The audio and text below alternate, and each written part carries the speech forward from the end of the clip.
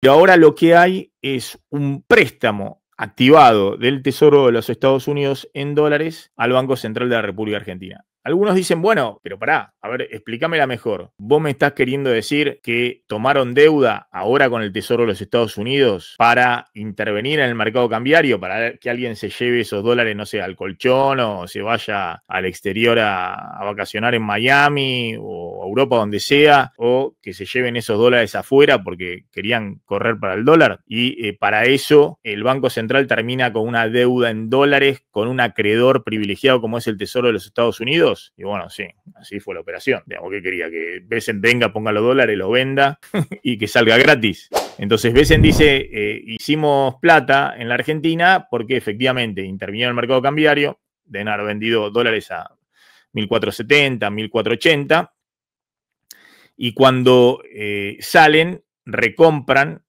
esos dólares a, pongámosle 1.430, 1.440. Pero en el medio hicieron una tasa de interés en pesos dólares que les dio una rentabilidad, ¿no? Medido en dólares, la tasa de interés más la apreciación del tipo de cambio.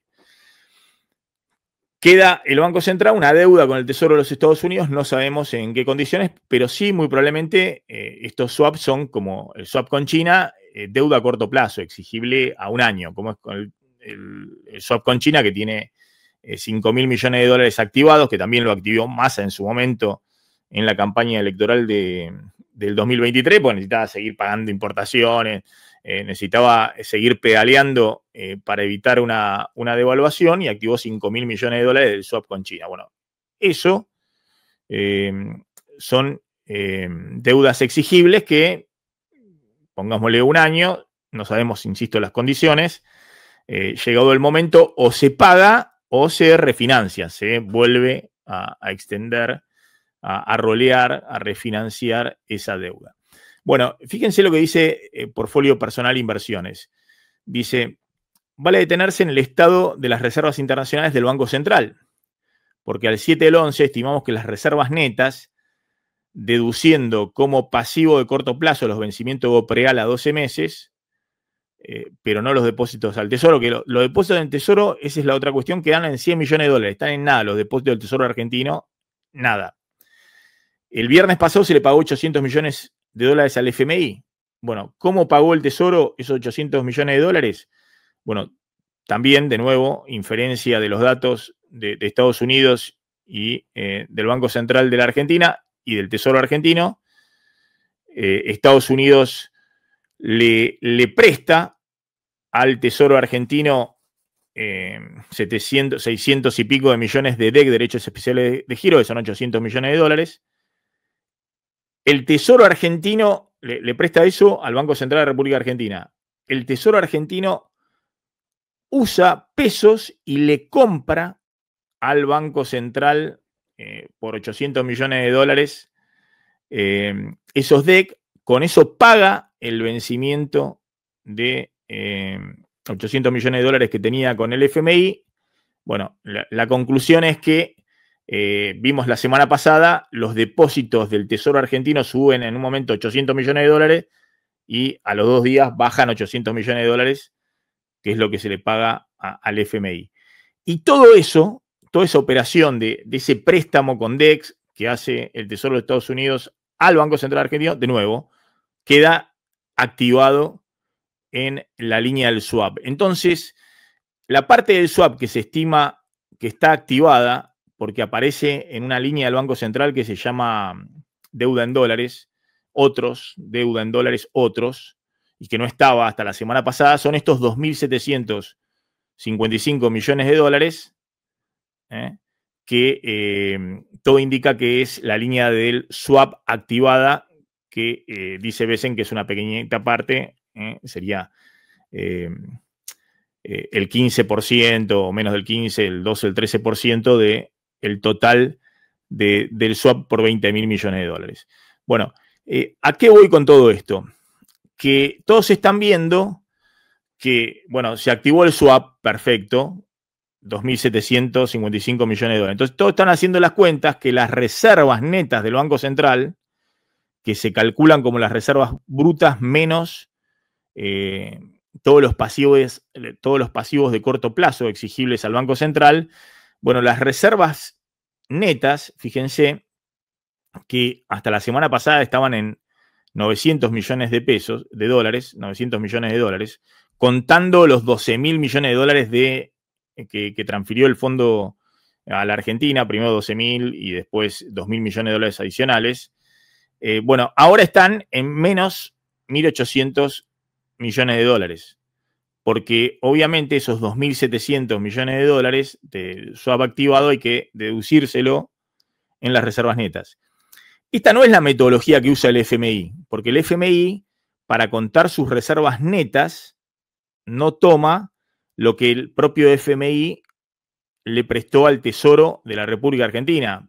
Y la verdad que es una cosa muy particular, porque en realidad lo que presta el FMI se lo presta al Tesoro argentino, y el Tesoro argentino se lo dio al Banco Central rescatando una letra intransferible, es decir, que ya son dólares del Banco Central, y el que queda endeudado es el Tesoro argentino. No importa.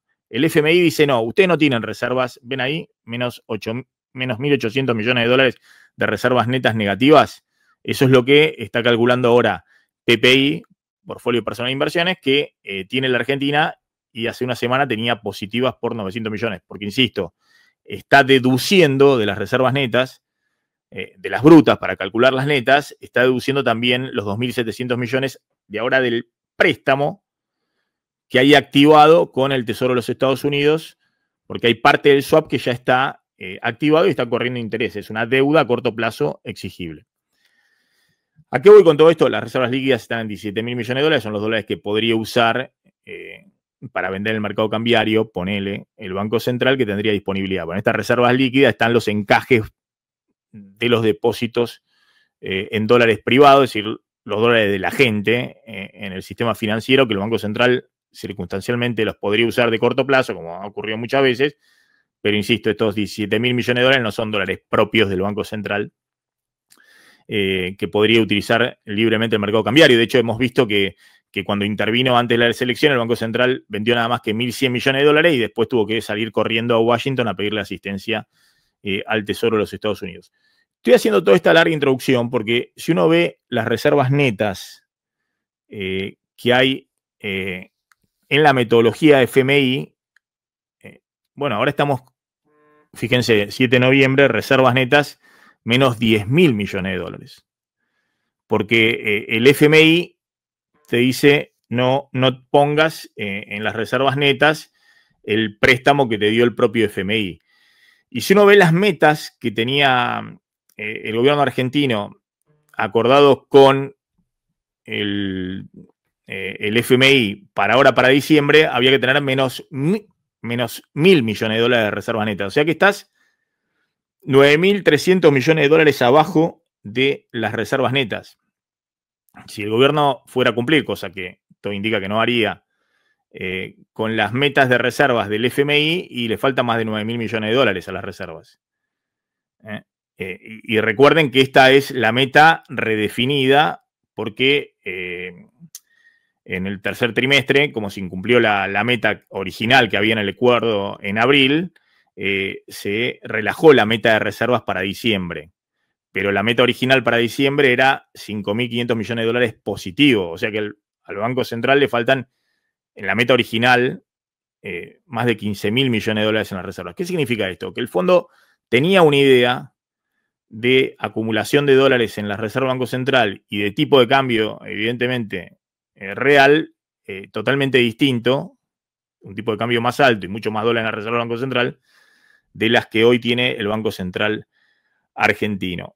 Y digo esto, y ahora vamos al punto, fíjense, ¿no?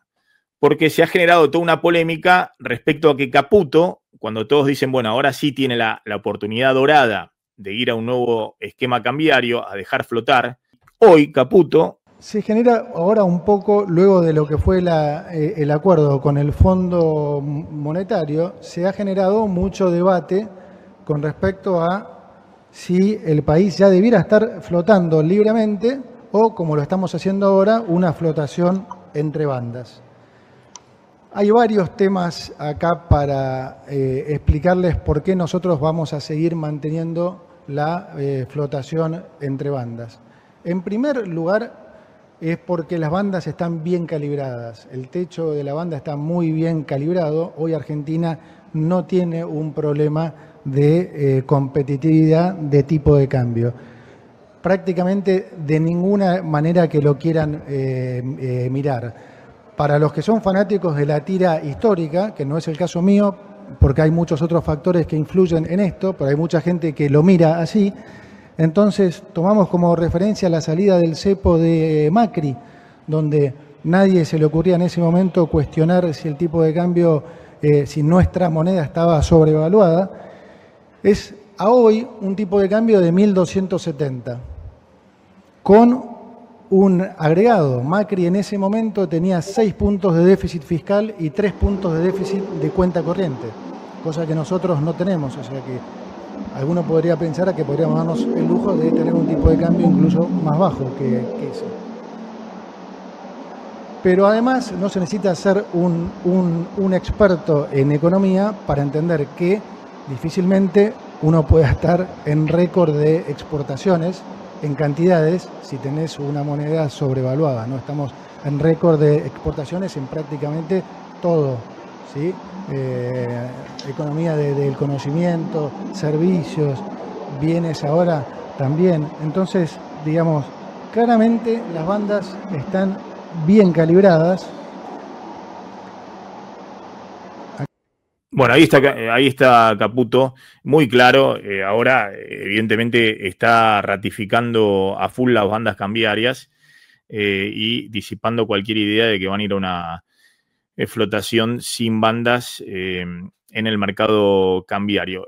Pero ahí mismo en Fiel, es decir, Caputo que si se quiere está distinto, hay que reconocerlo también porque está fundamentando, no es el Caputo tuitero de la campaña electoral o el que hemos visto en los últimos meses, donde desacreditaba cualquier opinión disonante. Ahora acepta que se pueda pedir en este momento una flotación cambiaria, que sería lo lógico, pero argumenta en contrario, ¿no?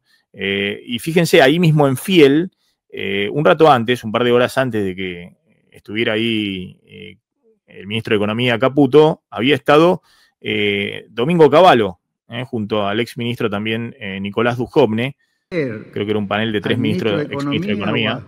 Mira. Que van a asegurar el techo de la banda, creer al ministro de Economía que van a asegurar el techo de la banda si no tienen divisas con las cuales... ¿Quién les va a creer? Empieza en caso de que un poquito el video. El tipo de cambio se fuera... Dice, ¿quién les va a creer que van a asegurar? Y además, ¿cómo se va a lograr que no haya expectativas de devaluación hacia el futuro si en algún momento se va a tener que eliminar el cepo sobre las transacciones de las personas jurídicas? En fin, yo veo muy importante que, más allá de todas las reformas estructurales que hay que hacer y que necesitan discutirse en el Congreso, ahora junto con el tratamiento del presupuesto para el año próximo, se defina y se legisle el sistema monetario, cambiario y financiero de una forma que permita entender cómo se va a manejar la política cambiaria, la política monetaria y cómo va a funcionar el sistema financiero. Bueno, ahí está Cavallo, que es la frase fuerte hoy. ¿Quién les va a creer que van a defender las bandas si no tienen reservas? ¿No? ¿Cómo van a, en algún momento, cuando pase ahora la euforia y demás, a disipar las expectativas de evaluación si no tienen reservas, ¿no? Alguien puede decir, bueno, está el tío Scott Bessent atrás. ¿Qué querés? Y te apoya. Y si te apoya, y si defendió las bandas cambiarias ante la elección, ¿por qué no lo haría ahora?